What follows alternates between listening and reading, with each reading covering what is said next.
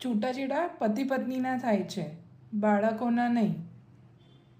છતાં પણ છૂટાછેડા વખતે બાળકોના ચાઇલ્ડ કસ્ટડી રિલેટેડ દાવાઓ કોર્ટમાં રજૂ થતા હોય છે.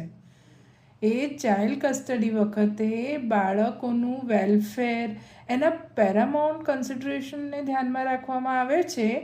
જેમ કે કહેવા જઈએ તો એમની એજ શું છે, એમની ફાઇનાન્શિયલ સ્ટેબિલિટી, એમનું એજ્યુકેશન, એમનું હેલ્થ કેર, સામાજિક દરજ્જો જેવા ઘણા બધા.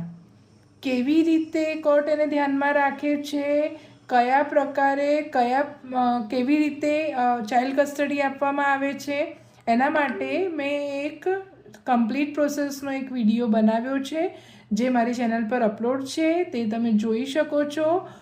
એટલે ચાઇલ્ડ કસ્ટડી રિલેટેડ તમને લગભગ બધો જ કન્સેપ્ટ એમાં ક્લિયર થઈ જશે. આ એક સામાન્ય વિડીયો છે, જે એક સામાન્ય સલાહ છે જે કેસ ટુ કેસ વેરાય કરે છે, અને એનો રેફરન્સ આપ મારા વિડીયોમાંથી લઈ શકો છો. Thank you. Advocate Trupti Shah is here.